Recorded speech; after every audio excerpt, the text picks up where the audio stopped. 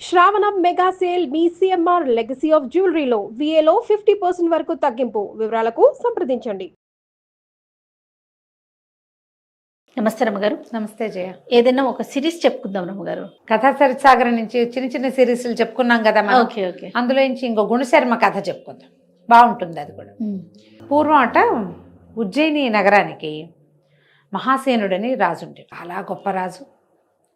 ఆయన చాలా అందగాడు, చాలా శౌర్య పరాక్రమాలు ఉన్నవాడు. మీరు మిక్కిలి అతనికి కళలు, సాహిత్యము వాటి పట్ల మంచి అభిలాషం. ఆయనకి మహాద్భుత సౌందర్యవతి అయిన ఒక భార్య ఉండేది, అశోకవతి ఆవిడ పేరు. ఎంతో అన్యోన్యంగా ఉండేవాడు. ఈయన రాజైన కొత్తల్లోనే గుణశర్మ అనే ఒక బ్రాహ్మణుడు ఈయన దగ్గరకు వచ్చాడు. గుణశర్మకి రాజుగారికి భలే స్నేహం కుదిరింది. ఈ గుణశర్మ సంగీత నాట్యాల్లో అందవేసిన చెయ్యి. నాట్యము, సంగీతము, రకరకాల వాయిద్యాలు వాయిస్తాడు. ఇవే కాకుండా అతనికి ఎన్నో మంత్ర విద్యలు వచ్చు, మంత్రాలు తెలిసినవాడు. తర్వాత పరాక్రమవంతుడు, ఎన్ని విద్యలు వచ్చో అతనికి. చాలా గొప్పగా చదువుకున్నాడు. రాజును ఆశ్రయించి వచ్చాడు. సరే, ఆ కాలంలో అలా ఉండేవాళ్ళు, మల్టీటాస్కింగ్ చేయగలిగేవాళ్ళు, మల్టిపుల్ ప్రతిభలు ఉన్నవాళ్ళు ఉండేవాళ్ళు. ఈ రాజుగారు, ఈ మహాసేనుడు ఈ గుణశర్మని తన దగ్గరే ఉంచుకున్నాడు. ఓకే. అయితే ఒకనాడట భార్య, ఆయన, తర్వాత ఈ అంతఃపురంలో రకరకాల కాంతలు, రాజుగారికి పట్టపురాణి కాకుండా ఇంకా ఇతరత్ర ఇంకా ఉంటాయి. వీళ్ళందరూ కలిసి ఒక వెన్నెల రాత్రి, ఒక శరత్కాలంలో పెద్ద ఇది చేసుకున్నారు, పండగలాగా చేసుకున్నారు. రాత్రి వేళ ఒక పార్టీలాగా పెట్టుకున్నారనమాట. గుణశర్మ కూడా ఉన్నాడు వాళ్ళతో పాటు. అయితే రాజుగారు అడిగాడు, గుణశర్మ, నువ్వు చాలా అద్భుతంగా నాట్యం చేస్తావని వినడమే కానీ నేనేనాడు చూడలేదు. నువ్వు సంగీత నాట్యాల్లో ప్రవేశం ఉందన్నావు కానీ మేమందరం చూస్తాం, నాట్యం చెయ్యి చెయ్యి చెయ్యి అని అడిగాడు. ఆయన కొంచెం వెనక్కి తీసాడు. అంతా స్త్రీలు సమూహం ఉన్నట్టు. అబ్బే ఎందుకు, ఏం పర్వాలేదు, అశోకవతి పరాయిదా, మహారాణి, నీకు సోదరి సమానరాలు, సోదరే నీకు. మనిద్దరం ఇంత స్నేహితులం కదా. పూర్వం దుర్యోధనుడు, కర్ణుడు ఎలాగో నువ్వు నేను అట్లా. దుర్యోధనుడి భార్యతో కర్ణుడికి చాలా స్నేహం ఉంది, అలాగే నీకు ఈవిడితో చాలా స్నేహం ఉండొచ్చు, నాట్యం చెయ్యి చెయ్యి చెయ్యి అని బాగా అడిగారు. ఈ అశోకవతికి గుణశర్మతోటి పరిచయం ఉంది కానీ అంత గట్టి స్నేహం ఏం కాదు. అంటే రెగ్యులర్గా రోజువారీ కలుసుకోవటల్లా. ఆ రోజున ప్రత్యేకంగా కలుసుకున్నారు వాళ్ళు. ఇతన్ని సరే ఏవో వీణాలు వాయించారు, మృదంగం వాయించారు, ఎవరో పాట పాడుతుంటే ఇతను నాట్యం చేశాడు గుణశర్మ. ఎంత అత్యద్భుతమైన నాట్యమో అతనిది, మహామన్మోహకంగా ఉంది. బ్రాహ్మణుడే అయినా ఇతను మంచి సమున్నతాకారుడు, పెద్ద పర్సనాలిటీ. అసలు అతని కదలికలు అవి చాలా అద్భుతంగా ఉన్నాయి. నాట్యం అయిపోయింది. అంతఃపుర కాంతలంతా చప్పట్లు కొట్టారు, జేజేలు పలికారు. మామూలుగా లేదు, ఏదో స్వర్గలోకంలో నాట్యం చూస్తున్నట్టుంది. ఏ విద్యాధరుడో వచ్చి గంధర్వుడు నాట్యం చేస్తున్నట్టుందని అసలు ఆ మెరుపుకి మైమరిచిపోయారు. అతను మెరుపు వేగంతో నాట్యం చూసి సంతోషించారు. అక్కడి నుంచి వీణ వాయించు అని ఒక వీణ అప్పచెప్పారు. ఆ వీణలో ఒక వెంట్రుక పట్టుకున్నదట, దాంతో అది అపస్వరం పలుకుతాం. అంత గుర్తుపట్టగలడు అనమాట. రాత్రివేళ ఆ వీణలో వచ్చిన అపస్వరానికి కారణం దీన్ని తీగరి పట్టుకుని ఉన్నటువంటి వెంట్రుక. అంత ఇంగితజ్ఞుడు అతను. సరే, ఆ వీణ తీసేసి ఇంకో వీణ తెప్పించారు. పరమాద్భుతంగా వీణ వాయించాడు అతను. ఎంత బాగుందో. అర్ధరాత్రి గడిచినా ఎవరూ కదల్లా. సంగీతము నాట్యము రెండూ చూశారు. కబుర్లు చెప్పుకున్నారు, ఏవో అవి ఇవి తిన్నారు. రాజు అన్నాడు, నీకు లలిత కళ్ళే కాదు, యుద్ధ విద్యల్లో కూడా ప్రావీణ్యం ఉంది కదా నీకు, మనిద్దరం కుస్తీ పడదామన్నాడు. సరదాకి. ఏమన్నాడు, నేను ఆయుధం వాడతా, నువ్వు ఆయుధం వాడకుండా నన్ను పట్టుకోవాలి, నన్ను నిర్జించాలి, నీ వల్ల అవుతా అంటే అవుతుందన్నాడు గుణశర్మ. చేయగలను అన్నాడు. అనేసరికి మొత్తం అంతఃపురంలో ఓ పక్కన రాజుగారు సాముగారిడీలు అవి చేయటానికి ఒక గోదా లాంటిది, అక్కడికి వెళ్ళారు. ఇట్లాంటిది ఏదో జరుగుతుంటే ఆడవాళ్ళు ఎందుకు ఊరుకుంటారు, అందరూ పోయారు గుంపుగా.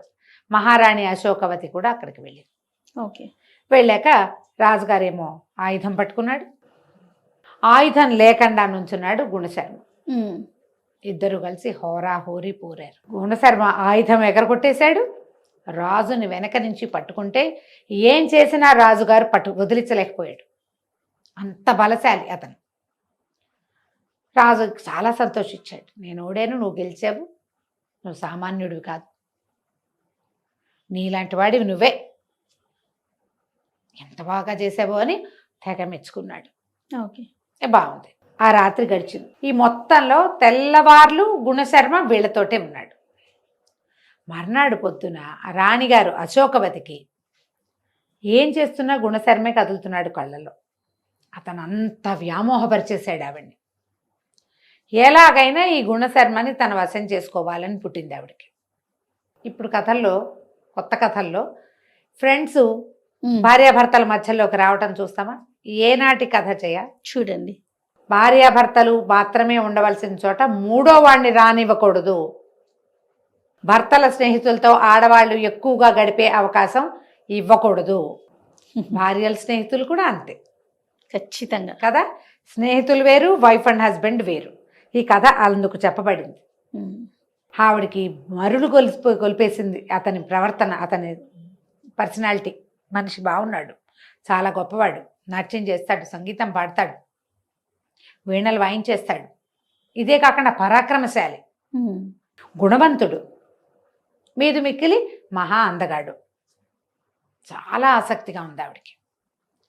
అవకాశం కోసం చూస్తాం, ఎప్పుడు గుణశర్మ దొరుకుతాడా అని. ఒక రోజున గుణశర్మ ఆస్థానానికి వచ్చాడు. అంతఃపురానికి వస్తే రాజుగారు అప్పుడే భోజనం చేయబోతున్నాడు. కంచ వడ్డిచ్చారు. వంటవాడు కూరలు అవి పట్టుకొస్తున్నాడు. ఏదో అత్యద్భుతమైన కూర. ఆ కూర కలబోయాడు రాజుగారు. వెంటనే ఈయన కేక పెట్టాడు గుణశర్మ, వద్దు వద్దు, అది తినబోకండి, దాంట్లో ఏదో కలిసింది అనేసరికి రాజు ఆశ్చర్యపోయాడు. ఏమిటి శర్మ, ఏమిటి అన్నాడు. ఇందులో ఏదో కలిసింది, ఈ వంటవాడి మీద నాకు అనుమానంగా ఉంది, వాడిని పిలవండి అన్నాడు. వడ్డిచ్చి వెళ్ళిపోయిన వంటవాడిని కేకేశారు. రాజు అన్నాడు, తన కంచంలో ఉన్నాను, కూర తిన్ను నువ్వు అన్నాడు. వంటవాడు నేను తిన్ను నేను తిన్ను నేను తిన్ను అని కేకలు పెట్టాడు. తిన్ననేసరికల్లా రాజు ఒప్పుకోలే. నువ్వు తింటే కానీ కుదరదు, నువ్వు వండిందే, నువ్వే వడ్డిచ్చావు, వడ్డిచ్చి వెనక్కి వెళ్ళావు అంతే, ఇది తిని తీరాలి. బలవంతంగా కూర అతనితో తినిపించారు. తినిపించిన మరుక్షణం అతను కాస్త విరుచుకుపడిపోయాడు. ఒకవేళ ఆ కూర తింటే రాజు ఏమయ్యాడు, అంతే ఏమైపోయేవాడు. రాజుగారు ఆశ్చర్యపోయాడు, ఏంటి సార్ మా ఇది అంటే ఇందులో ఏం కలిసింది. ఆయన ఏం చేశాడు, ఆ కూరని ఇట్లా గుప్పెడితోటి పట్టుకుని ఒక మంత్రం చదివితే అందులో ఇంచి ఏదో వచ్చింది బయటికి పొగలాగా. ఈ చనిపోయి పడిపోయాడు కదా, ఈ చనిపోయి పడిపోయిన వంటవాడి గుండెల్లో నుంచి ఒక నిట్టూర్పు వచ్చింది బయటికి, ఒక పొగ కనపడింది. ఈయన అందులోకి చదివాడు. ఈ చచ్చిపడిపోయిన వంటవాడి లేచి నుంచున్నాడు. ఆయన ఆ విషయం తీసేశాడు మంత్రంతో. అప్పుడు రాజు నిలదీశాడు, ఎవరు నువ్వు, ఎందుకు ఈ పని చేసావు, ఏం జరిగింది, నువ్వు ఎట్లా వచ్చావంటే వాడు నీళ్ళు నవ్వలేడు. వాడిని రెండు గట్టిగా బెదిరించారు. గౌడదేశపు రాజు గారి దూత వీడు. ఓహో. గౌడదేశపు రాజు మిమ్మల్ని సంహరించడానికి మీ వంటవాడితోటి మాట్లాడుకుని వాడిని తప్పించి నన్ను ఇక్కడ ప్రవేశపెట్టారు. గౌడ రాజు చేయించిన విషప్రయోగం. రాజుకి ఏం చేయాలో తెలియదు. ఆశ్చర్యం వేసింది. అన్నాడు గుణశర్మ, నువ్వు రాకపోతే నేను మరణించేవాడిని, ప్రాణదానం చేసావు నాకు, నువ్వు నన్ను బతికిచ్చావు అని చాలా సంతోషించారు. ఈ వంటవాడిని ఉరేశారు. వంటవాడికి నడిచిపోయింది. ఇక్కడ దాకా అయిందా. ఈ గుణశర్మ ఒకరోజు ఇలాగ ఇప్పుడు ఈ భోజనం చేసేటప్పుడు వచ్చాడు. ఆ తర్వాత నుంచి తరచుగా ఆయన అంతఃపురానికి వస్తుండేవాడు. రాజు అతను చూడకుండా ఉండలేకపోయేవాడు. అదేలే, మరి ప్రాణాన్ని కాపాడాడు. భోజనం చేద్దాన్ని రమ్మనేవాడు, ఏదో ఆడదాన్ని రమ్మనేవాడు, వాళ్ళు ఖాళీగా ఉన్నాను రమ్మనేవాడు. అంతఃపురంలోకి యథేచ్ఛగా తిరిగేవాడు ఈయన. అయితే ఈవిడేం చేసింది, అశోకవతి భర్తనంది, నేను వేడి నేర్చుకోవాలని ఉంది, నాకు గుణశర్మ దగ్గర వేడి నేర్పించు అని అడిగింది. రాజు అన్నాడు అట్లాగే అని గుణశర్మతోటి చెప్పాడు. మహారాణి అశోకవతి వీణ నేర్చుకోవాలనుకుంటోంది, మరి నువ్వు అద్భుతంగా వాయిస్తావు కాబట్టి ఆమెకి వీణ నేర్పించు. సరేనన్నాడు. వీణ నేర్పించాలంటే వీణ అక్కడెక్కడ కూర్చుని ఇక్కడ చేయలేదు కదా, ఎదురు బదురు కూర్చోవాలి. ఇక ఆ వీణ మిషతోటి ఆవిడ ఇతన్ని ముట్టుకోవటానికి ప్రయత్నం చేస్తుంది. చేసరికల్లా ఇతను ఇలాంటి ప్రయత్నాలు చేయొద్దని చెప్తాడు. అనేసరికల్లా ఆవిడ ఏమంటుంది, నేను సోదర సమానిని ఎట్లా అయ్యాను, నేను నీ స్నేహితుడి భార్యని అంతే, సోదరిని కాను. ఆయన రాజు మాట వరుస కన్నాడు, నేను ఎట్లా సోదరిని అవుతాను నీకు, మన ఇద్దరి జాతులు కూడా వేరు, నేను నీ మీద వలపు కలిగింది నాకు, నువ్వు నాతో గడుపు. మన రాజుతో నీ స్నేహం నడుస్తుంటుంది, మన ఇద్దరి స్నేహం కూడా నడుస్తుంది. నన్ను సంతోషపెట్టు, నాకు నీ మీద కోరిక కలిగింది, నువ్వు నాతో గడపాలి. ఈయన ఏమైనా సరే ఒప్పుకోలే గండనిధి. అంతఃపురానికి రావడం తగ్గించేసుకున్నాడు. ఆవిడకు దొరకకుండా ఉండేవాడు. ఎన్ని రోజులు నడుస్తుంది మరి ఇంతలో ఏమైంది, ఒకరోజు ఈ రాజు ఇతను గుణశర్మ ఒక వ్యాహ్యాలకి ఎక్కడికో అలా తిరగడానికి వాక్యాలకి వెళ్ళారు. వెళ్ళేసరికి ఒక సర్పం రాజును కాటైపోయింది. గుణశర్మ ఆ సర్పాన్ని కొట్టి రాజును రక్షించాడు. రెండోసారి కూడా అతను ప్రాణదానం చేశాడు. ఇలాగే అవుతాయి కదా. ఇంతలో ఏమైంది, ఈ రాజుకి, ఈ మహాసేనుడికి ఈ గౌడ రాజు మీద పగ తీర్చుకోవాలనిపించింది. తన వల్ల తన మీద ఇలాగా విషప్రయోగం చేయించాడు. అందుకని గౌడరాజు మీద యుద్ధానికి వెళ్ళాడు. ఆ యుద్ధంలో గుణశర్మ ఎంత సహాయం చేశాడో రాజుకి.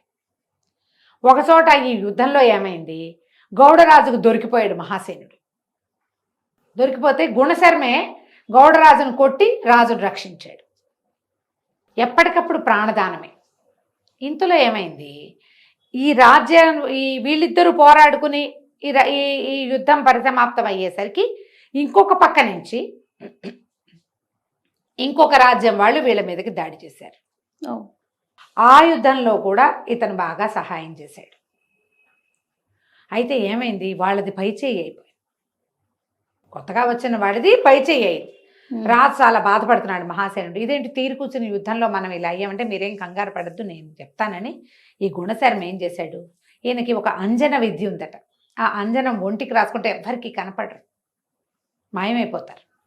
ఆ అంజనం రాసుకుని వెళ్ళి అవతల శత్రురాజు ఉన్నాడు కదా, యుద్ధానికి వచ్చాడు, అతని గుడారంలోకి వెళ్ళిపోయి మహాసేనుడిని విడిచిపెట్టు, పంచభూతాలు నీకు చెప్తున్నాయని మనిషి కనపడకుండా మాట చెప్తే నమ్ముతారు కదా. అవును, గట్టిగా ఆయనకి చెప్పాడు. చెప్పేసరికల్లా ఆయన తెల్లవారేసరికల్లా యుద్ధం మానేశాడు. మేము యుద్ధం మానేస్తున్నాము అని వీళ్ళకి కబురు చేశారు. మేము వెళ్ళిపోతాం, యుద్ధం చేయదలుచుకోలేదు, భగవంతుడు ఆజ్ఞ అయింది. రాత్రి ఆజ్ఞ చేసింది ఎవరు, గుణశర్మే. ఇక రాజు ఎంత సంతోషించాడు, తనకు అన్ని గుణశర్మ వల్ల మంచి జరుగుతుంది. మహా సంతోషంగా ఉన్నాడు. కానీ అశోకవతి సంతోషంగా లేదు. ఆవిడికి ఎలాగైనా ఇతనిని లొంగ తీసుకోవాలని ఉన్నది.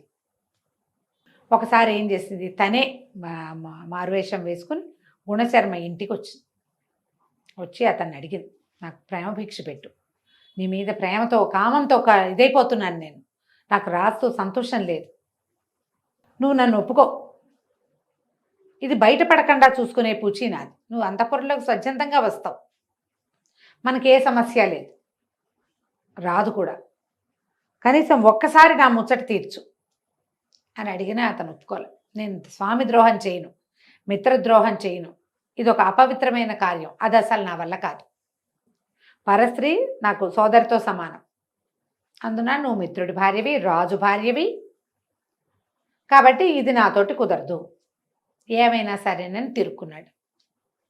ఆవిడ ఎంత పళ్ళు నూరుతూ ఉందంటే, నో అంటాం, అవమానం, దాన్ని సహించలేకపోయింది. ఈ గుణశర్మకి ఎలాగైనా ప్రతిక్రియ చేయాలని ఆలోచించడం మొదలుపెట్టింది. ఎలా అశోకవతి గుణశర్మ మీద పగ తీర్చుకుందో మనం వచ్చే భాగంలో తెలుసుకుందాం. తప్పకుండా రమ్మగారు. నమస్తే. నమస్తే జయ. నమస్తే రమ్మగారు. నమస్తే జయ. రమ్మగారు, మనము గుణశర్మ కథ చెప్పుకుంటూ ఉన్నాం. ఫస్ట్ సిరీస్ అయింది. ఆవిడ వరించింది ఆయన్ని, వరించిందనాలో ఇంకేం చెప్పాలో వరించింది అనకూడదు, భర్తగా అయితే వరిస్తారు, దీన్ని కామించటం అంట. అదే నేను అనలేకపోయాను రమ్మగారు. ఈ రాజుగారు మహాసేనుడు ఓ రోజు ఎక్కడికో దీనికి వెళ్తూ, ఈతకి వెళ్తూ గుణశర్మను కూడా తీసుకెళ్ళాడు. అంటే నదికి వెళ్ళి స్నానం చేసి వస్తారనమాట, ఏవో ఉంటాయి కదా కార్యక్రమాలు. అయితే ఏమైంది, నదిలోకి దిగాడు మహాసేనుడు. గుణశర్మ ఆల్రెడీ స్నానం చేసి సంధ్యావందనం చేసుకుంటున్నాడు. రాజు కొంచెం ఈత కొట్టగలిగిన వాడు, ఈత సరదా ఉంది, ఆయనకి ఎక్సర్సైజ్ అవసరం కదా. గుణశర్మకి అంత ఎక్సర్సైజులు అవి అవసరం ఉన్నాయేమో, కానీ అతను ఇక్కడ చెయ్యాల. ఈయన లోపలికి వెళ్ళాడు. ఇంతలో ఏమైంది, ఒక మొసలి పట్టేసింది రాజుని. అయ్యో, పాలు పట్టేసింది. ఆయన శత విధాల ప్రయత్నం చేశాడు, ఎంత లాగిన బలవంతుడు ఆయన, ఏమి చిన్నవాడు కాదు మహాసేనుడు కూడా. ఎంత లాగినా ఆ మొసలి వదల్ల. ఆయన గట్టు మీదకి వస్తున్నాడు, లోపలికి వెళ్ళిపోతున్నాడు, వస్తున్నాడు వెళ్ళిపోతున్నాడు. ఈ సందట్లో మొసలి కాలు పట్టుకుంటే ఎంత నెత్తురు పోతుంది. శక్తి చాలా కేకలు పెట్టాడు, శర్మ శర్మ నన్ను రక్షించను. గుణశర్మని పిలిచాడు, గుణశర్మ నన్ను రక్షించమంటే ఆ ఎక్కడో సంధ్యావందనం చేసుకుని పరిగెత్తుకుంటూ వచ్చాడు. ఆయన దీని ఒక పిడిబాకు ఉందట ఆయన దగ్గర. ఆ బాకుతోటి నీళ్ళల్లో దూకి మొసలిని పదే పదే పొడిచి అది నోరు వదిలేలాగా చేశాడు. మొసలిని సంహరించి ఈ కాలు బాగా గాయపడిన కాలుతోటి రాజు నెత్తురు పోతుంది, రక్తం పోతుండేసరికి నీరసం వచ్చేస్తుంది. రాజును మోసుకొచ్చాడు బయటికి. దూరంగా సైనికులు వాళ్ళు రాజుగారు హాయిగా ఈతలు కొడుతుంటే వాళ్ళు ఎవరి నుంచి ఉంటారు, గట్ల మీద ఉన్న వాళ్ళంతా పరిగెత్తుకొచ్చారు. సరే ఒకళ్ళిద్దరు మూలికా వైద్యులు ఎవరినో కేకేసుకొచ్చి ఈ నెత్తురు వస్తున్న కాలికి కట్టుకట్టి రాజును చెయ్యని దించి తీసుకుపోయారు లోపలికి. కోటలోకి వెళ్ళిపోయారు. రాజు అన్నాడు, ఇది నువ్వు ఎన్నిసార్లు రక్షించావు నన్ను, ఇట్లా కూడా నువ్వు నా ప్రాణాలు కాపాడేవు అని ఎంతో సంతోషంగా ఉండేవాడు. రాణిగారు మాత్రం తన ప్రయత్నాలు మానల. గుణశర్మ జాగ్రత్తగా అంతఃపురం వైపుకి వెళ్ళకుండా ఉండేవాడు. ఇంతలో ఏమైంది, వీళ్ళు ఒక రాజుతోటి యుద్ధం వచ్చింది, అతను వచ్చాడు. కానీ మన గుణశర్మే రాజుకి భగవంతుడు దేవదూతలాగా మాట్లాడి ఆయనతో సంధి చేయించి పంపించేశాడు కదా విక్రమశక్తి అతను. ఆ విక్రమశక్తి మీద ఈ మహాసేనుడికి మహామంటగా ఉంది. తనంతట తను మన మీద యుద్ధానికి వచ్చాడు, వాడే సంధి చేసుకున్నాడు. కానీ వాడిని జయించాలి మనం. ఏదో భగవంతుడి సహాయంతో ఈ కథ ముగిసిపోయింది అని అనుకోవడానికి వీల్లేదు. అది ఎందుకు జరిగింది, గుణశర్మ వల్ల జరిగింది. అలా కాకుండా మన శక్తి వాడు తెలుసుకోవాలి. ఆ విక్రమశక్తి అన్న రాజ్యం వాడు అని చెప్పి ఎలాగైనా అతన్ని జయించాలన్న పట్టుదల పట్టింది ఆయనకి. పట్టి ఏం చేశాడు, తనంతట తనే మళ్ళీ గుణశర్మని అడిగి మనం అతని మీదకి యుద్ధానికి వెళ్దామని విక్రమశక్తి మీదకి యుద్ధానికి నడిచాడు. మహాసేనుడు సైన్యతోటి, గుణశర్మ ఆయన పక్కనే ఉండేవాడు. ఆయన వేటకెళ్ళినా గుణశర్మ పక్కనే, యుద్ధానికి వెళ్ళినా పక్కనే, స్నానానికి వెళ్ళినా పక్కనే, అంతకి పక్కనే యుద్ధానికి వెళ్ళారు. యుద్ధం బాగా హోరాహోరీ సాగింది. ఒక దశలో మహాసేనుడు విక్రమశక్తి ఎదురు బదురు అయ్యారు. బాణాలు వదిలేసి కత్తి కటారు పుచ్చుకుని ఒకళ్ళతో ఒకళ్ళు ద్వంద్వ యుద్ధం చేయటం మొదలుపెట్టారు. ఈ ద్వంద్వం జరిగినంతసేపు బాగా జరిగింది. మహాసేనుడిదే పై చేయిగా ఉంది. ఆయన ఉత్సాహవంతుడు బాగా. కాకపోతే ఒకసారి ఏమైంది, ఆ మధ్యలో కాలు బెసికిపోయింది. కాలు బెసికేసరికల్లా ఈ బెసికిన కాలుతోటి మహాసేనుడు కింద పడిపోయాడు. పడిపోగానే విక్రమశక్తి అప్పటిదాకా ఓడిపోయేలాగా కనపడుతున్నాడు. ద్వంద్వ యుద్ధం చేస్తుంటే మిగిలిన వాళ్ళు కల్పించుకోరు, చుట్టూ తను నిలబడి చూస్తారు. ఆయన సైన్యము చూస్తుంది, వీళ్ళ సైన్యము చూస్తుంది. గుణశర్మ కూడా పక్కనే నిలబడి చూస్తున్నాడు. ఎప్పుడైతే మహాసేనుడు కింద పడిపోయాడో ఆ విక్రమశక్తి ఏం చేశాడు, కాలు పెట్టాడు రాజు మీద. కాలు పెట్టి కుత్తుక్కి మెడకి కత్తానించాడు. గుండెల మీద కాలేసి కాలుతో అణుస్తూ కాత్తి పెట్టేసరికి అలా ఓర్చుకోలేకపోయాడు గుణశర్మ. తన ప్రభువు, తన మిత్రుడు, తనకు అన్నదాత. దాంతో ఒక్కసారి పెద్ద సింహనాదం చేసి విక్రమశక్తి మీద పడ్డాడు. ద్వంద్వ యుద్ధంలో కల్పించుకోకూడదు, కానీ రాజు చచ్చిపోతున్నాడు. ఉద్రేకంతో అతని మీదకి వచ్చాడు. విక్రమశక్తిని చెడామాడా కొట్టేశాడు. ఆ విక్రమశక్తి కింద పడిపోయాడు. కింద పడిపోయిన మహాసేనుడు లేచి నుంచున్నాడు. విక్రమశక్తిని కసితీరా చంపేశాడు గుణశర్మ. అవతల రాజుని చంపేశాడు. ఎప్పుడైతే రాజు చచ్చిపోయాడో సైన్యాలు లొంగిపోతాయి. ఈయన ఒక తన్ను దన్నాడు చచ్చిపోయిన విక్రమశక్తిని. ఈ మహాసేనుడు, వీడి ఎంత సాహసం శర్మ వీడికి, కానీ నువ్వు అంతకంటే సాహసంగా చేసావు, నువ్వు నన్ను రక్షించావు. మళ్ళీ 5 సార్లు ప్రాణదానం చేసావు నువ్వు నాకు, ఇన్నిసార్లు నువ్వు నన్ను రక్షించావు. నీలాంటి స్నేహితుడు ఉండటమే నా అదృష్టం అంటే గుణశర్మ అన్నాడు, తాను ప్రభు అంత మాట అనద్దు, మీరు మన మిత్రులు, మీరు మా ప్రభు, నా అన్నదాత. మీ మీద కత్తెత్తుతాడు వాడు. కాలు పెట్టి కత్తెత్తినందుకే నాకు కోపం వచ్చింది. నేనుండగా నా ప్రభువు మీద ఇంకొకడు కత్తె అంచటమా? అందుకని ఇతని నిజానికి ఆయన రాజుకు సాటివాడు కాదు, ఈ పని చేయకూడదు. కానీ ద్వంద్వ యుద్ధంలో ఇలా జరిగింది. ఆయన పరమ సంతోషంతో ఆ విక్రమశక్తి రాజ్యాన్ని పాదాక్రాంతం చేసుకుని రాజ్యానికి తిరిగి వచ్చాడు. ఊరంతా చాటింపులు వేశారు. ఈయన సభలో ఘోషణగా చెప్పాడు, 5 సార్లు నన్ను గుణశర్మ రక్షించాడు. ప్రపంచంలో ఏ మిత్రుడు రాజుకి చేయలేని సహాయాలు చేశాడు గుణశర్మ. గుణశర్మ లాంటి వాడు ఇంకెవడు ప్రపంచంలోనే లేడని ఓహో చాటి చెప్పాడు. రోజు పొగిడేవాడు. బాగుండేది. అయితే రాణి ఇతని కోసం ప్రయత్నం చేసింది కదా, అవకాశం కోసం చూస్తోంది. రాజు ఒకసారి ఈయన ఆ రోజు రాత్రి ఈ సభలో హడావిడి అంతా అయ్యాక ఆయన రాత్రి లేటుగా పడగదిలోకి వెళ్ళాడు. ఆయన సేనాగారంలోకి వెళ్తే ఏడుస్తూ కనపడింది అశోకవతి. ఆయన కనపడేసరికల్లా ఆయన ఆశ్చర్యపడి, ఏమిటి ఇంత ఇట్లా ఏడుస్తున్నావు, ఎందుకు? మనం ఎన్ని చోట్ల గెలిచావు, నా ప్రాణాలు రక్షించబడ్డాయి, గుణశర్మ నన్ను రక్షించాడు, ఇవాళ అతనికి అఖండమైన సన్మానం చేసి వచ్చాను, నువ్వు ఎందుకు దుఃఖపడుతున్నావు అంటే, గుణశర్మ గుణం తెలిసి దుఃఖంగా ఉంది నాకు, నువ్వేమో అతన్ని నమ్మేవని ఈవిడ వలవలా ఏడ్చి నిర్ఘాంతపోయాడు. అదేమిటి, అట్లా ఎట్లా జరిగింది, ఏం జరిగింది, నువ్వు ఇలాంటి మాట ఎందుకు మాట్లాడుతున్నావు అంటే, నేనేం చెప్పను, నిన్ను నమ్మించాడు అతను, కానీ నిన్ను నమ్మించి మోసం చేస్తున్నాడు గుణశర్మ. ప్రతిసారి నీ ప్రాణాపాయం వచ్చి వాడు రక్షిస్తాడేమిటి, నువ్వెప్పుడూ రక్షించవా? పైగా అసలు నీకు మొట్టమొదట విషప్రయోగం జరిపించిందే గుణశర్మ, అతని వల్లే జరిగింది అది. అతను నిన్ను సంహరించి సామంతుడిని అవుతాను నీకని గౌడరాజుకి ఉత్తరం రాశాడు. ఇదంతా కదే, ఏమంటారు, ఫ్యాబ్రికేటెడ్. ఆవిడ చెప్పింది గౌడరాజు కొద్ది. ఇప్పుడు గౌడరాజు లేడు, సమాధానం ఎవడూ లేదు, కథ మనం ఏం చెప్పినా నడుస్తుంది కదా. గౌడరాజుకు ఉత్తరం రాశాడు. గౌడరాజు ఇతన్ని సామంతుడిగా చేసుకోవటం ఇష్టం లేక తన ప్రయత్నం తను చేశాడు, వంటవాణ్ణి పంపించాడు. తన మాట కాదని వంటవాణ్ణి పంపించినందుకు గౌడరాజు మీద పగమున్నాడు గుణశర్మ. ఆ వంటవాణ్ణి నీ చేతే చంపించాడు. జరిగిందే అది, కథ ఎక్కడి నుంచి తిప్పిందో చూడావిడ. ఆ వంటవాడి తల్లి, భార్య, తమ్ముడు వాడిని వెతుక్కుంటూ వచ్చారు మన రాజ్యంలోకి. తల్లిని భార్యని గుణశర్మ చంపించేశాడు. ఆ తమ్ముడు చావు నుంచి తప్పించుకుని మనంతఃపురంలోనే దాక్కున్నాడు, నాకు కనపడ్డాడు. నేను అడిగాను ఎవరు ఏమిటి అని కనుక్కుంటే మొత్తం కథ అంతా బయటకు వచ్చింది. ఆ రోజు నుంచి నేను గుణశర్మ మీదే ఇదిగా ఉన్నాను, ఇతను ఏం చేయబోతాడో అని. ఈ తమ్ముడిని తరుముకుంటూ అంతఃపురంలోకి వచ్చాడు. తమ్ముడు తప్పుకున్నాడు, తమ్ముడిని చంపేశాడు. తమ్ముడు కూడా లేడు ఇప్పుడు. ఆ తమ్ముడిని సాక్ష్యంగా చూపించడానికి వీల్లేదు. గుణశర్మ ఆ తమ్ముడిని చంపేసి ఆ రోజు సేనాగారంలో వచ్చి నాతో అనుచితంగా ప్రవర్తించాడు. నేను నీ మిత్రుడి భార్యని, నీ సోదర సమానిని, నేను నీకు సోదరి ఇలాంటి దాన్ని అని ఎంత బతిమలాడినా నన్ను వదిలిపెట్లా. నాతో చాలా అనుచితంగా ప్రవర్తించాడు. నేను అంతఃపురంలో ఉన్న వాళ్ళందరినీ కేకలు పెట్టాను. అది అర్ధరాత్రి జరిగింది. వాళ్ళంతా వచ్చేసరికల్లా ఇతను పారిపోయాడు. ఎవరైనా చూసారంటే ఎవరు చూడలా, నేనే సాక్ష్యం. ఆవిడ వలవలా ఏడ్చింది. ఏదో ఒక రోజున నీకు ముప్పు తెచ్చి నన్ను స్వాధీనపరుచుకుంటాడు గుణశర్మ. నీతో కలిసి నేను సహగమనానికైనా సిద్ధమే, కానీ ఇలాంటి పని చేస్తానా నేను? నీ స్నేహితుడు ఇంత దుర్మార్గుడు అని లబోదిబోమని ఏడ్చింది. ఆయన నిర్ఘాంతపోయాడు.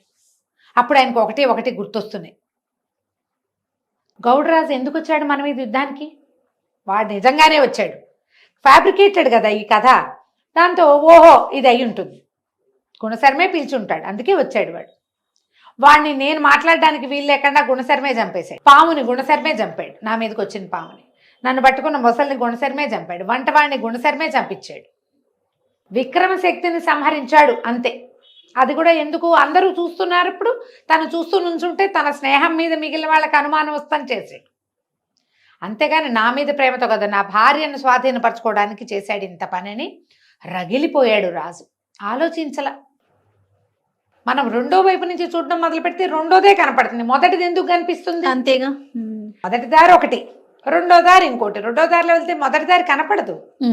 ఇక రాజు పిచ్చిగా నమ్మేశాడు ఆ భార్యను. ఆవిడని ఓదార్చాడు, నన్ను క్షమించు, నా వల్ల పరపురుషుడు నీకు సేనాగారంలోకి వచ్చాడు, నేను నీకు చాలా అన్యాయం చేశాను, ఇందులో నా తప్పు కూడా ఉంది. ఒక పరాయి మగవాడిని లోపలికి రానివ్వటం నా తప్పు. రేపు వాడికి శాస్తి చేస్తా సభలో, వాడిని సంహరించి తర్వాత నీతో మాట్లాడతా అని ఆ కష్టము దాన్ని తట్టుకోలేక విపరీతంగా మధుపానం చేసి పడుకున్నాడు. మరి ఇంత నమ్మాను, వీడు నన్ను మోసం చేశాడు, ఆ దుఃఖం పట్టలేరు కదా. పైగా వీడు అద్భుతమైన వాడని నేను ప్రచారం చేశా, వీడు నన్ను రక్షించాడని నేను ఎన్నిసార్లు చెప్పాను, వాడి వల్లే నా ప్రాణాలు నిలబడిందని వాడిని కర్ణుడితోటి పోల్చాను నేను. తను కూడా తిట్టుకున్నాడు రాజు. దుఃఖం పట్టలేకపోయాడు. ఈ తాగుడు మైకంలో నిద్రపోయాడు. అశోకవతి మాత్రం నన్ను కాదన్నాడు, వీడికి ఇదే శాస్తి, అవమానించాడు నన్ను, నా కోరికని కాదన్నాడు కాబట్టి వాడికి పని అలా అవ్వాల్సిందే. చూడు రేపొద్దున చంపేసైనా సరే పగ తీర్చుకోవాలి. ఆడమగ కూడా ఇలాగే ఉంటారు కదా. తెల్లవారింది. రాజు మహోగ్రంగా ఉన్నాడు. ఉదయకాలపు విధులన్నీ పూర్తయినాయి. ఆయన రైరేమని వెళ్ళిపోయాడు సభా ప్రాంగణానికి. సభలోకి వెళ్ళాడు. సింహాసనం మీద కూర్చున్నాడు. సభికులు ఎట్లా ఉన్నారో, ఫుల్గా ఉంది సభ అంతా. అందరూ వచ్చారు. ఎందుకంటే ఆ విక్రమశక్తిని జయించిన తర్వాత సభలు అంత జనం అంతా రాజుగారు అద్భుతమైన వ్యక్తిగా ఉన్నాడు, అందరూ వస్తున్నారు ఆయన మాటలు వింటాను. లోపలికి వచ్చాడు గుణశర్మ. మామూలు గారు లోపలికి రాగానే రా రా అని పిలిచి సంతోషంగా పలకరించేవాడు. పొద్దునే గుడ్ మార్నింగ్ చెప్పుకునేవాడు. గుడ్డు లేదు, మార్నింగు లేదు. ఆయన పళ్ళు పటపట్లాడించేస్తున్నాడు. వచ్చి తన ప్లేస్లో కూర్చున్నాడు గుణశర్మ. రాజు పరిగెత్తుకుంటూ వెళ్ళి సింహాసనం దిగేశాడు. ఆ గుణశర్మని పట్టుకొని నేల మీద పడదోసి అతని గుండెల మీద కూర్చున్నాడు. సభికులు ఆశ్చర్యపోయారు. ఏమైంది రాజుకి? నిన్నటిదాకా మెచ్చుకున్నాడే, ఒక పూటలో ఎట్లా తీరిపోయింది ఇది? సభికులందరూ కేకలు పెట్టారు. వద్దు వద్దు, ఇలా చెయ్యొద్దు, నువ్వు ధర్మదాతవి, నువ్వు ప్రభువువి, మీరు ప్రభువు కాబట్టి మీరు విచారణ జరపండి. ఇతని గుణశర్మతో ఏ తప్పు జరిగినా, అంతేగాని ఇంతమంది సైనికులు ఉండగా మీరే శిక్షించడానికి పూనుకోకూడదని రాజును బలవంతంగా లేవదీశారు. ఈ గుణశర్మకి తలా తోక ఏమీ అర్థం కావట్లేదు. ఏం జరుగుతోందో కూడా తెలియటం. ఏమైంది ప్రభు, ఏమైంది ప్రభు, ఎందుకు నా పట్ల ఇంత కోపంగా ఎందుకున్నావు అని అడిగాడు. అడిగితే రాజు అన్నాడు, నీ మోసాలన్నీ బయటపడ్డాయి, నువ్వు కడు దుర్మార్గుడివి, నీ అంతు చూస్తాను ఇవాళ. గుణశర్మకి ఏమి తన అర్థం కావటం లేదు. ఏం జరిగి రాజు ఇట్లా రియాక్ట్ అవుతున్నాడు? ముందు రోజు సాయంకాలం కలిసే ఉన్నామే, రాత్రి పార్టీ అయింది, బోళ్ళంతా విందు జరిగింది అక్కడ. రాజు పరమ సంతోషంగా వెళ్ళాడు అంతఃపురానికి. తెల్లవారు అంతఃపురం నుంచి వచ్చేసరికి ఇట్లా తిరుక్కున్నాడు. అతను నుంచోబెట్టారు గుణశర్మని. కూర్చొని నిలబెట్టారు. అప్పుడు సభికులంతా అడిగారు, ఏం జరిగింది, ఏం జరిగింది అంటే, ఇతను గౌడరాజుతోటి కలిసి నాకు విషాహారం పెట్టించాడు, ఇతని వల్లే విషాహారం తినాల్సి వచ్చింది నేను, ఇతనికి ఎలా తెలుసు అందులో విషం ఉందని అంటే, ఇతను అన్నాడు, అదొక మంత్ర విద్య, అదొక విద్య. ఒక ఆహారాన్ని చూస్తే అందులో ఏముందో తెలియటానికి ఒక విద్య ఉంది. ఆ విద్య వల్ల నాకు ఆ కూరలో విషం ఉందని తెలిసింది. అన్నంలో, పులుసులో, పానీయాల్లో లేదు, ఒక కూర పదార్థం, శాఖం అందులోనే ఉంది అనేసరికల సభికుల్లో కొంతమంది గుణశర్మకి విరోధులు ఉన్నారు. ఏంటి, రాజుగారు ఇంత గుణశర్మనే పట్టుకుని వేళ్లాడుతుంటే వాళ్ళకి నచ్చటల్లా. వాళ్ళు అన్నారు, ఇవన్నీ అబద్ధాలు, అలాంటివి ఉండవు, తను మోసం చేస్తున్నాడు, తనకి తెలిసి ఉంటుంది, రాజుగారు చెప్పేదే నిజం, అసలు ఆ వంట పెట్టించిందే వీడై ఉండాలి, రాజుని నమ్మించడానికి చేశాడు, వాడు ఎవరన్నా చంపించేశాడు, అయిపోయింది, వాడు చచ్చిపోయాడు, ఈయన పట్ల ఈయనకు వ్యతిరేకంగా సాక్ష్యం చెప్పడానికి వంటవాడు బతికేలేడు, ఆ రోజే శిక్ష పడింది కదా. ఇక కేకలు పెట్టారు. రాజు అన్నాడు, నువ్వు గౌడరాజు నీ వల్లే వచ్చాడు యుద్ధానికి.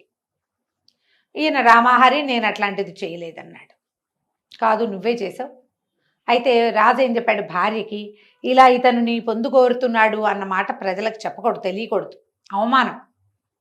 రాణికి ఎంత అవమానం, ఈ మాట బయటకు వస్తే ఎవరికి చెప్పని అన్నాడు. కానీ ఉద్రేకాల్లో రాజా ఆ మాట కూడా చెప్పాడు. ఈయన అశోకవతి మీద కన్నేశాడు గుణశర్మ, ఆమెతో అనుచితంగా ప్రవర్తించాడు. ఇతనికి ఏం పాలుపోలేదు. సభలో అందరూ గట్టిగా చీ చీ చీ అన్నారు.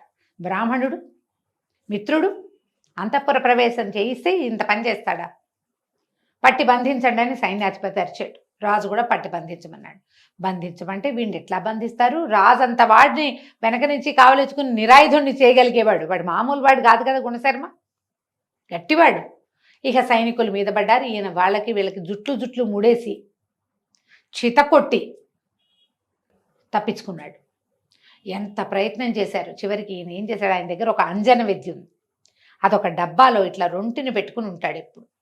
మామూలుగా మనం పిడిబాకులు అవి పెట్టుకుంటారా, ఒక చిన్న అంజన డబ్బా ఉంది. ఆ డబ్బా తీసి ఆ అంజనం ఒంటికి రాసుకుని వీళ్ళకి కనపడకుండా మాయమైపోయి రాజు అటు ఇటు చూశాడు. అప్పుడు వాళ్ళకి తెలిసింది వీరి దగ్గర మంత్ర విద్యలు ఎలాగో ఉన్నాయి కదా, తప్పించుకున్నాడు. ప్రజలు, ఈ సభికులంతా అన్నారు, అయ్యో అయ్యో వీడు ఇలా మాయమైపోయాడు, పోన్లేని మంత్రాల మారివాడు, మీతో ఉండకపోవటమే మీకు మంచిది, ఇలాంటి వాడు ఇంకేం చేస్తాడో రేపొద్దున, ఇలాంటి స్నేహాలు పనికిరావు, సామాన్య మానవులతో స్నేహాలు చేయాలి, ఇలా మంత్రాల మారులతోటి స్నేహం చేస్తే చాలా ప్రమాదం, మహారాణికి ఎంత ప్రమాదం తప్పింది, మిమ్మల్ని ఏం చేసేవాడు వీడు, ఈ రాజ్యానికే ఎసరు పెట్టేవాడు అని అందరూ తలా ఒక మాట అన్నారు. రాజు చాలా దుఃఖము అవమానంతో సభ సాలించి వెళ్ళిపోయాడు. ఈ మాయమైపోయిన గుణశర్మ ఇక ఈ రాజ్యంలో ఉండలేడు. ఊరంతా ప్రచారం అయిపోయింది. అతనికి తల్లి తోడు ఎవరు లేరు, ఒక్కడే ఉన్నాడు. భార్య సంతానం కూడా లేదు. ఇక తన ఇంటికి వెళ్ళకుండా ఒక అడవి దారి పట్టి వెళ్ళిపోయాడు. వెళ్ళి వెళ్ళి వెళ్ళి వెళ్ళి ఒక గురుకులం లాంటి ప్రాంతానికి వెళ్ళాడు. ఆయన ఎవరో ఒక ఆయన కూర్చుని అందరికీ విద్యలు చదువు చెప్పుకుంటున్నాడు. ఆ ఋష్యాశ్రమం లాంటిది, ఒక గురుకులం లాంటిది. ఆ గురుకులంలోకి వెళ్ళాడు. నా పేరు గుణశర్మ, బ్రాహ్మణుడిని, కొంచెం ఆహారం పెట్టించండి అని అడిగి అక్కడ భోజనం చేసి అక్కడ ఉన్నాడు. అప్పుడు ఆయన అడిగాడు, ఎవరు ఏమిటి నీ సంగతి అని కనుక్కున్నాడు అనమాట. ఏం వివరాలు చెప్పాడు, అసలు ఈ గుణశర్మ ఎక్కడి వాడు, ఎక్కడి నుంచి ఇక్కడికి వచ్చాడు, మనం తర్వాయి భాగంలో తెలుసుకుందాం. తప్పకుండా రమగారు. నమస్తే. నమస్తే జయ. నమస్తే రమగారు. నమస్తే జయ. రమగారు, మనము కథా సరిసాగరంలో గుణశేఖరుడు గుణశర్మ ఆయన స్టోరీ చెప్పుకుంటూ ఉన్నాం కదా. 2 భాగాలు చెప్పాం కదా. అవునండి. రాజు మహాసేనుడు, అశోకవతి ఇద్దరు కలిసి ఈ గుణశర్మని ఇరికిచ్చారు. అవును. అతను వాళ్ళని ఓడించి పారిపోయాడు. అక్కడి నుంచి పారిపోయి ఒక గురుకులానికి చేరాడు. అక్కడ ఒక ఆయన వేద విద్య బోధిస్తూ కనిపించాడు. ఆయన దగ్గరికి వెళ్ళి ఆ భోజనం పెట్టించమని అడిగాడు. ఆయన భోజనం పెట్టించాక భోజనం చేశాడు. అయ్యా ఎవరైనా మీరేం చదువుకున్నారు ఏమిటంటే, నేను 4 వేదాలు చదువుకున్నాను, శాస్త్ర విద్య అంతా చదువుకున్నాను అని చెప్పాడు. చెప్పాక ఆయన అడిగాడు, మీరు ఎక్కడి వారు, ఎలా, ఇప్పుడు ఇలా ఇలా ఈ వయసుకే అంటే యంగ్గా కనపడుతున్నారు. గుణశర్మ కుర్రవాడనే కదా చెప్పుకున్నాం మనం. అశోకవతి మనసు పడింది ఇతని మీద. మరి ఇంత అద్భుతమైన ముఖవర్చస్సు, చిన్నతనం, దాంట్లోనే అన్ని విద్యలు రావడం, ఇవన్నీ మీకు ఎట్లా సాధ్యపడ్డాయి, మీకు ఈ విద్య ఎట్లా వచ్చింది, మీరు ఎక్కడ పుట్టారు, మీది ఏ ఊరు అని అడిగితే అప్పుడు ఇతను చెప్పాడు అనమాట. పూర్వం మా తండ్రి ఆదిత్య శర్మ ఆయన పేరు. ఆయనకి అమ్మ నాన్న లేరు. మేనమామని ఆశ్రయించి జీవించాడు. ఆయన మేనమామే ఆయన్ని పెంచాడు. అయితే ఈ మేనమామని ఆశ్రయించాక వీళ్ళు ఉజ్జయిని నగరానికి దరిదాపుల్లో ఉన్నారు. ఉంటే ఆ ఊర్లో ఒక సన్యాసి ఒక ఆయన ఉండేవాడు. సన్యాసి అని అనటానికి వీల్లేదు, ఒక సాధకుడు ఆయన. ఈ సాధకుడు తోటి తిరిగేవాడు ఈ ఆదిత్య శర్మ. ఆ సాధకుడితో పాటు తిరిగేవాడు. ఈ సాధకుడితో పాటు తిరుగుతూ ఉండగా ఆయన రకరకాల హోమాలు చేస్తే ఆయనకి బోల్డని సిద్ధులు లభించేవి. ఆ లభించిన సిద్ధుల మీద ఆసక్తితోటి ఈ ఆదిత్య శర్మ తను కూడా అలాంటిది ఏదైనా చేయాలని ఆయనతో పాటే తిరుగుతూ ఉండేవాడు. ఒకనాడు ఆయన ఎంతో ఎన్న రోజుల్లో జపాలు చేసి ఒక పెద్ద హోమం చేశాడు. ఆ హోమంలోంచి ఒక పెద్ద తరంగం లాంటిది వచ్చి ఒక మహాద్భుత సౌందర్యవతి అయినటువంటి ఒక యక్షిణి వచ్చిందట. ఆమెతో పాటు పరివారం బోళ్ళంత మంది వచ్చారు. ఆమె, నీ తపస్సుకు మెచ్చాను, నా పేరు విద్యున్మాల, నేను యక్షిణిని, వీళ్ళందరూ నా చెల్లు, వీళ్ళల్లో నీకు నచ్చిన దాన్ని స్వీకరించు అని సన్యాసికి చెప్పింది. సన్యాసి అన్నాడు, వాళ్ళల్లో నాకొద్దు, నేను నీకోసమే ఈ యజ్ఞం చేశాను అంటే విద్యున్మాల ఒప్పుకోలేదట. నీ హోమానికి నేను రాను, కేవలం నా దర్శనమే నీకు లభించేది, నన్ను సాధించేంత చేయలేకపోయావు నువ్వు, కాబట్టి నేను కాదు, వీళ్ళల్లో ఒక యక్షిణిని స్వీకరించమన్నాడు అని చెప్పింది. సరే ఈయన ఏం చేశాడు, ఒక యక్షిణిని స్వీకరించాడు. ఆమె ఈ సన్యాసికి స్వాధీనపడి ఉంది. ఆయన ఎప్పుడు కావాలంటే అప్పుడు పిలిచేవాడు. ఆయన పిలిచినప్పుడు వచ్చి ఆయన కోరికలు తీర్చి అన్ని రకాలుగా, ఆయనకి ఏ వస్తువైనా కావాలన్నా, ఎక్కడికైనా వెళ్ళాలన్నా, తనతో గడపమన్నా, ఒక ఉద్యానవనానికి వెళ్ళాలన్నా, అట్లా యక్షిణీ విద్యతో సాధించగలిగేదన్నీ జరిగేవి. ఆమె వచ్చినప్పుడు ఆదిత్య శర్మ ఆమెను కలుస్తూనే ఉండేవాడు. అయితే ఆమెను అడిగాడు, ఈ విద్యున్మాలే అద్భుతమైన శక్తి, విద్యున్మాలని మించిన శక్తి ఉందా అని అడిగితే ఆవిడంది, విద్యున్మాలను మించిన శక్తి కూడా ఉంది అని చెప్పి విద్యున్మాల, సులోచన అని ఇలాంటి 3 పేర్లు చెప్పేసరికల్లా ఆదిత్య శర్మ అన్నాడు, నాకు ఆ సులోచనని సాధించాలనుంది, ఆ సులోచనని సాధించడానికి సరిపడా మంత్రం తెలియజేయమని అడిగితే ఆ యక్షిని చెప్పింది, ఆ మంత్రం నాకు తెలీదు. తుంబవనం దగ్గర ఒక ఆయన ఉంటాడు, వేణ అనే నదీ తీరంలో తుంబవనంలో ఉంటాడు. ఏదో విష్ణుగుప్తుడు అలాంటి పేరు ఆయనకి. అక్కడికి వెళ్ళి ఆయన్ని సంతోషపెట్టు, ఆయన నీకు సులోచన మంత్రాన్ని ఇస్తాడు. ఓ. అంటే సరేనని ఇక ఈ ఉజ్జయిని మేనమామ ఈ సన్యాసి ఈ కనపడుతున్న యక్షినికి ఓ దండం పెట్టాడు. ఈ యక్షినితోటి ఇతను సంభాషించాడు కానీ ఆమెను దైవంగానే భావించాడు. ఆమెకు ఒక నమస్కారం పెట్టి ఆమె కదా ఇతనికి దారి చూపించింది. ఆ తుంభవనానికి వెళ్ళిపోయాడు. అక్కడున్న ఆ విష్ణుగుప్తుడనే ఆయన్ని 3 సంవత్సరాల పాటు సుదీర్ఘకాలం ఆయన్ని సేవించాడు. చాలా సేవ చేశాడు ఆయన.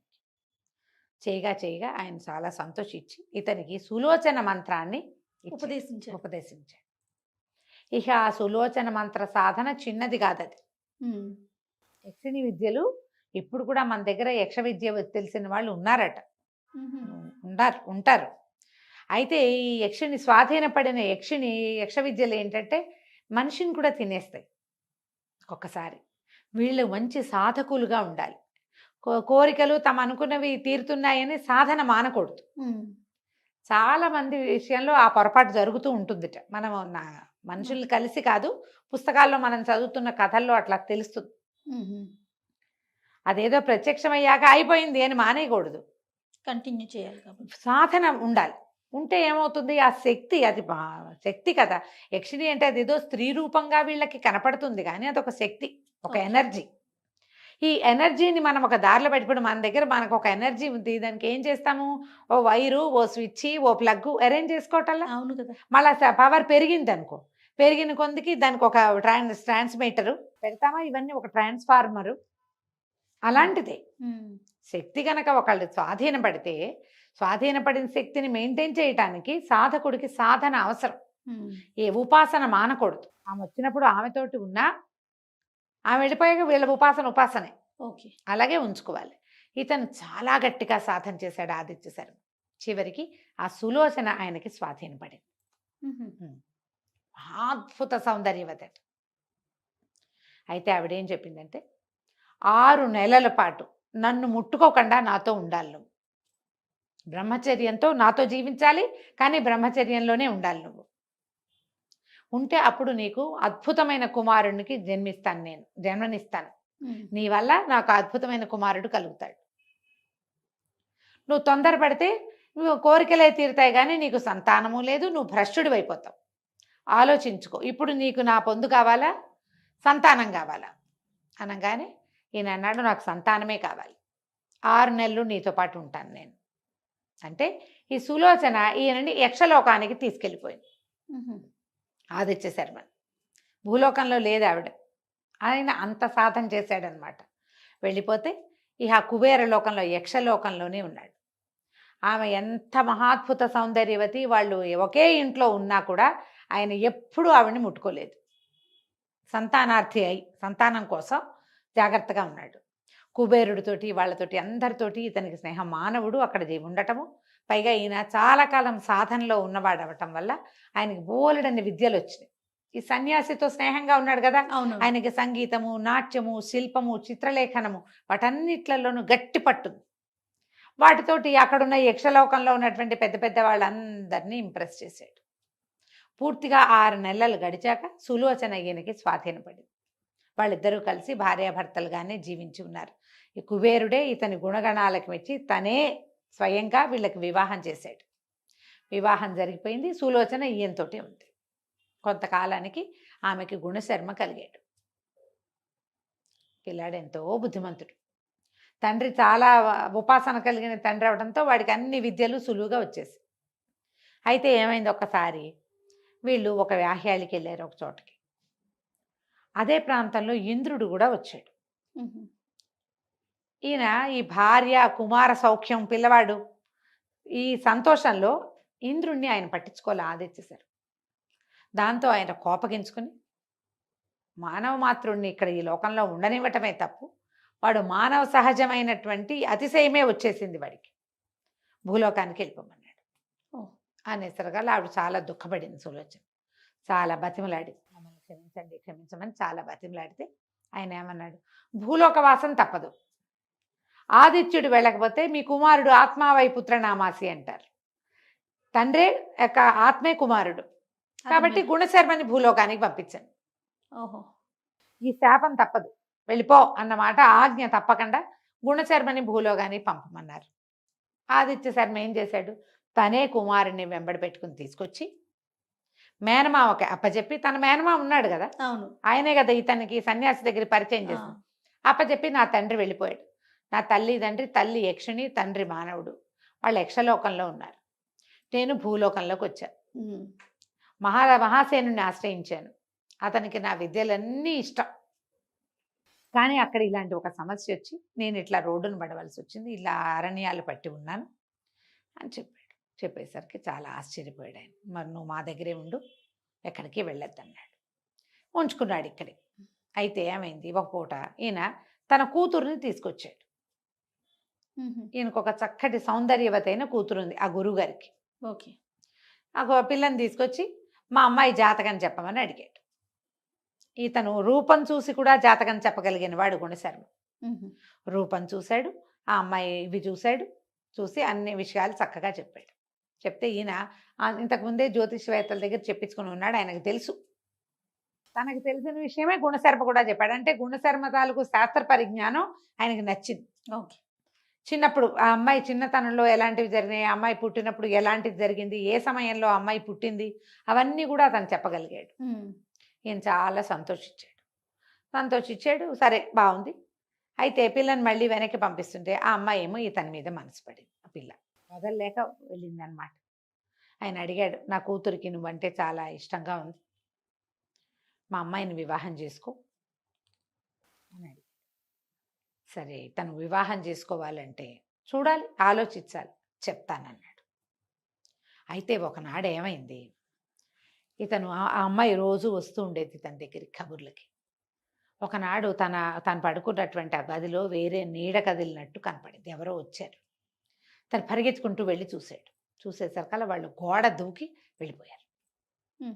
అంటే ఎవరో వచ్చి నన్ను చూశాడనమాట. అంతే. ఆయనకి భయం వచ్చేసింది.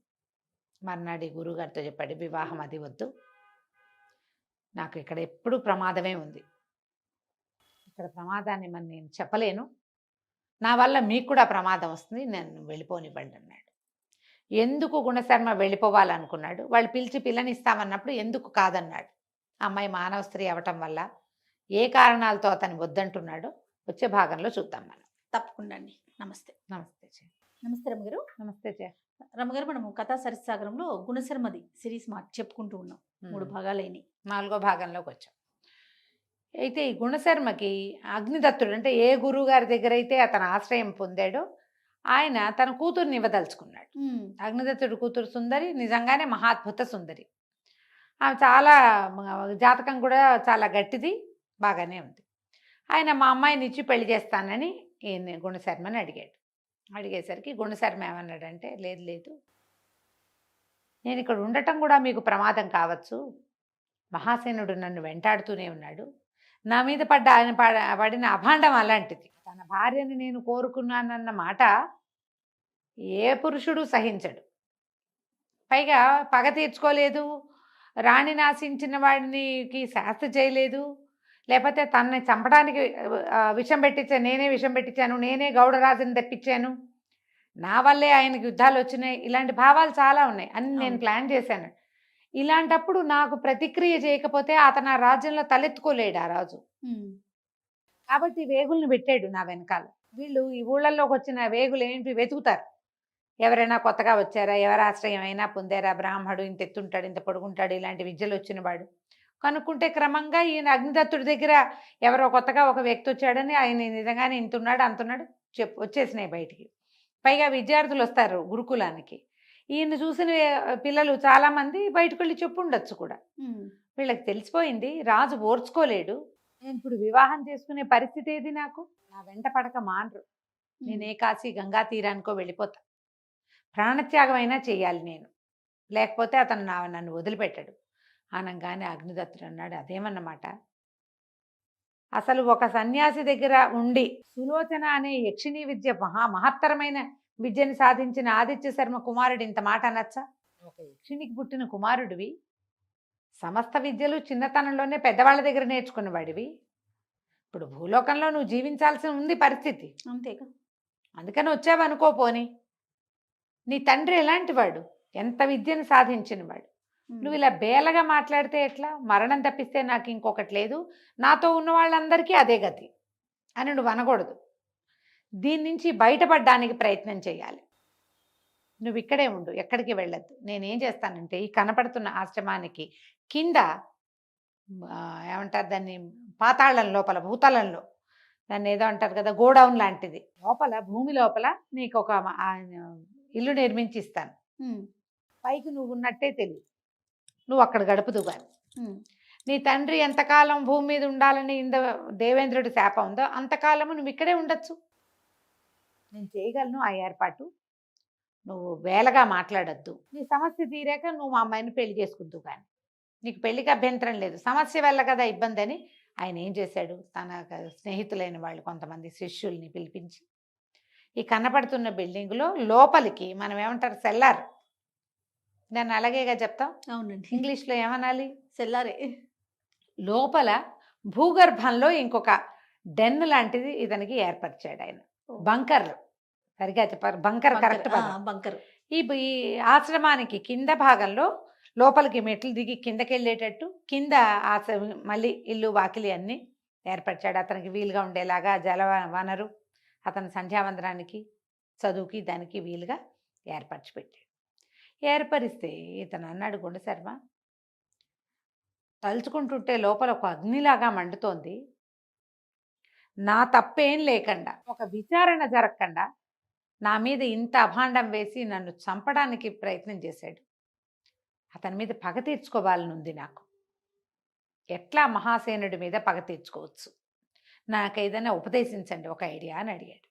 అయితే అగ్నిదత్తుడు ఏమన్నాడంటే, కుమారస్వామిని ఆరాధించు, సుబ్రహ్మణ్య ఆరాధన చేస్తే నీకు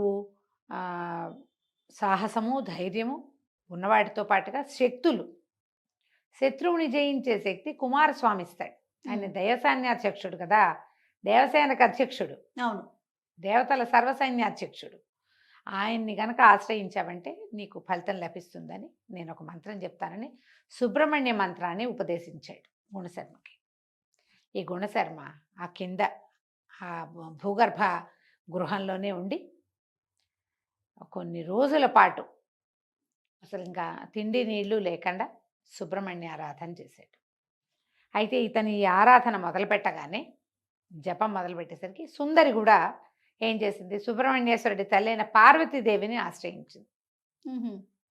ఈ మా తండ్రి దగ్గరికి గురుకులానికి ఇంతమంది వస్తారు, నేను ఎవరిని భ్రాతృభావన తప్ప ఇంకో భావన చేయలేదు, మొట్టమొదటిసారి పురుష భావన కలిగింది ఇతన్ని చూస్తే.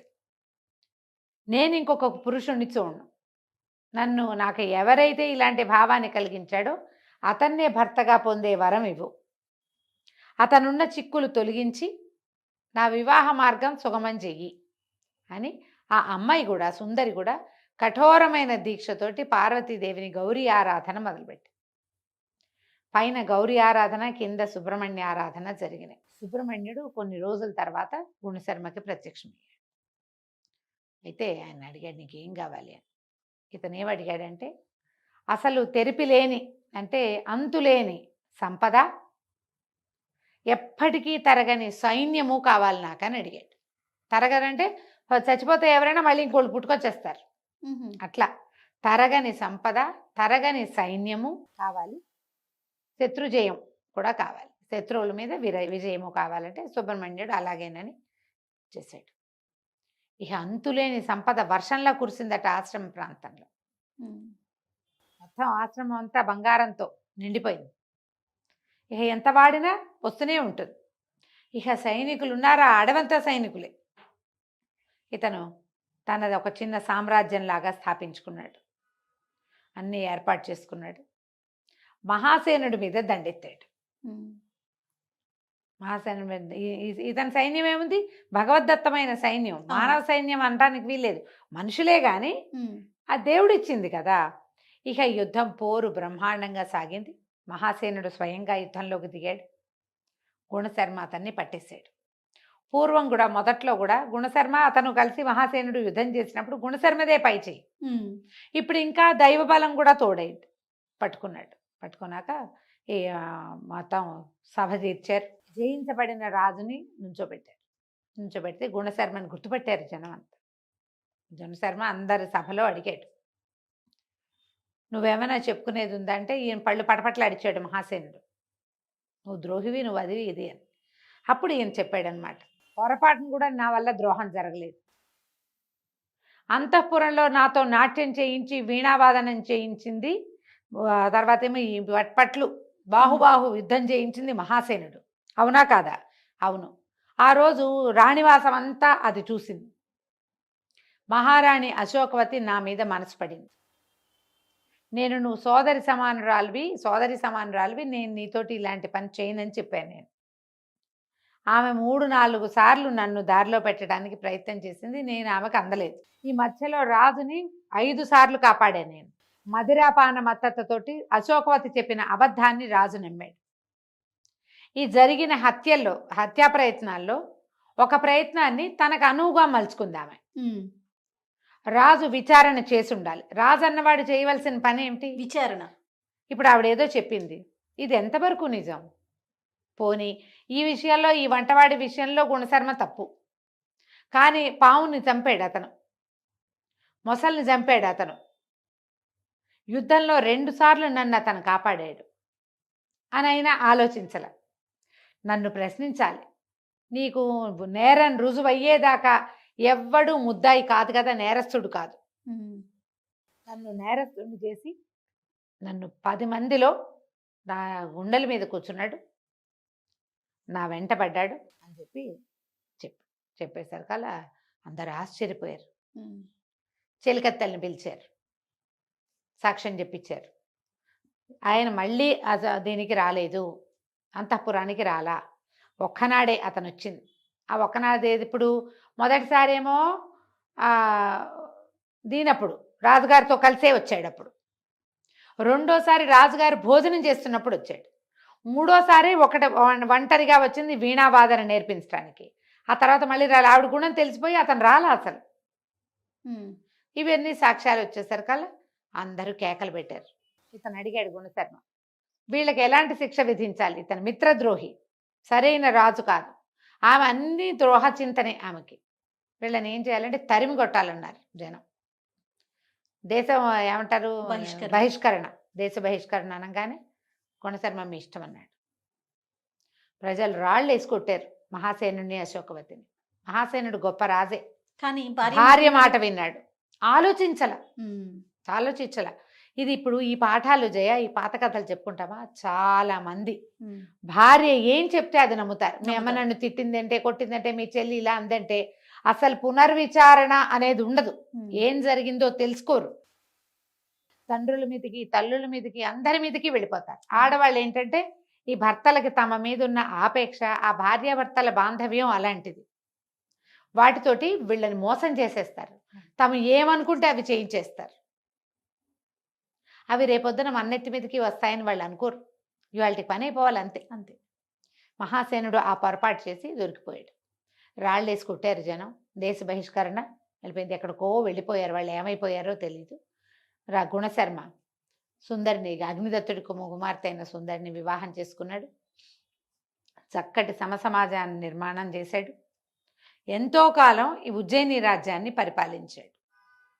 ఆయనకి చాలా కాలం అయిన తర్వాత అప్పుడు మీ తండ్రి శాపావసానమైంది, నువ్వు ఇంకా రావచ్చు అని యక్షలోకం నుంచి కబురు వచ్చాక తన భార్యతో సహా అతను యక్షలోకానికి తరలిపోయాడు.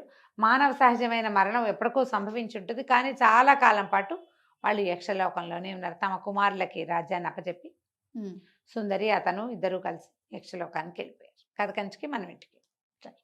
నమస్తే రమ్మగారు. నమస్తే జయ.